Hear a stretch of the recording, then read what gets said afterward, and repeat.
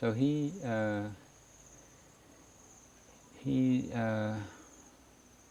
carried on his walking and looking for lonely places, and then he ended up deciding to spend a pansa in this year, that particular year. I think we're in 1948, I think now. That in a little dhammatube monastery, so it's a monastery belonging to the other sect in the Konpanong. And of course, being of a different sect, there's somewhat problematic about spending a long retreat period. But they let him in, but he's always kind of like on the outside of the group. He's not totally accepted within the group. There are certain kind of matters of discipline and etiquette which separate the two sects. And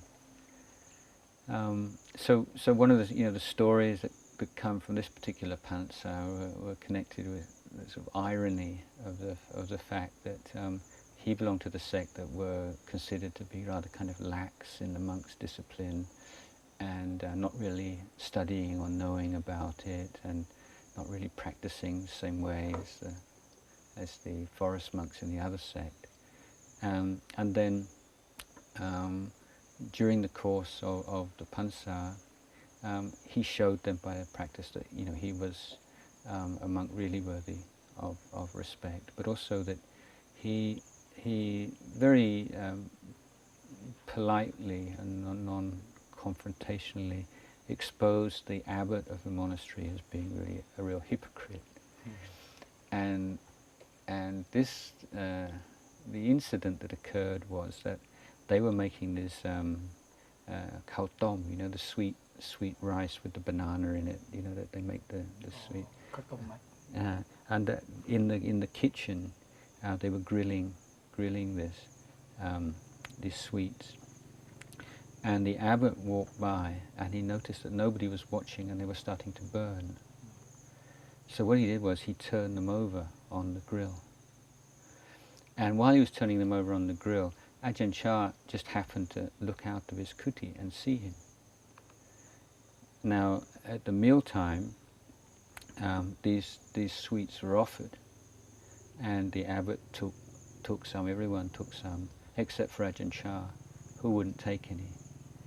And the abbot noticed this and said, "Go on, you should take this, they're really good." And he just said, "No, I won't." And at this point, the abbot got very embarrassed and very red-faced, and afterwards he made a formal confession of his offence. So I'm assuming that most people who are watching this won't be able to understand this story, so I'll explain it.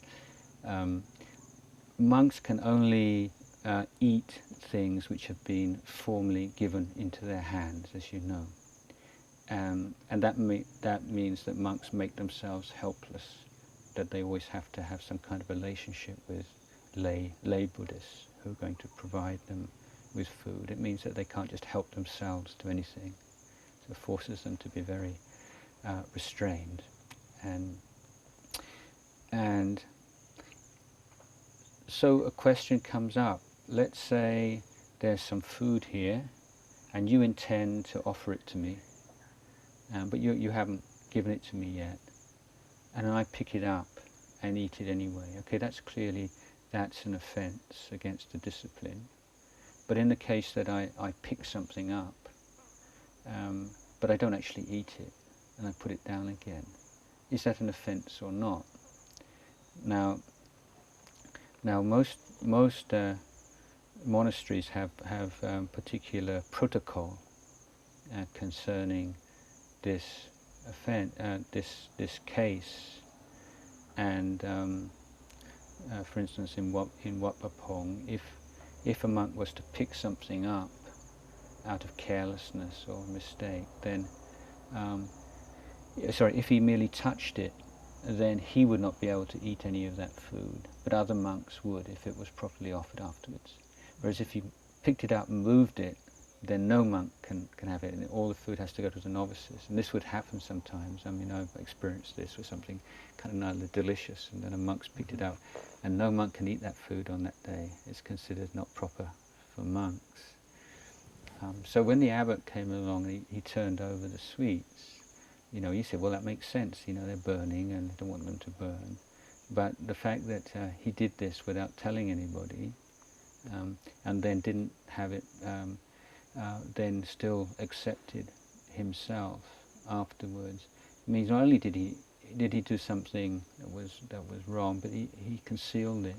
And this is probably more of an offence than touching it or doing, which seems very minor.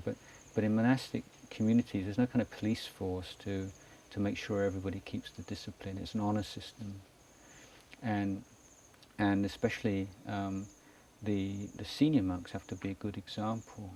So if you have someone who's deceiving others and not being honest about his behaviour and his conduct, things like this, out of desire to eat something sweet or something, then it can be really disruptive in the whole monastic community.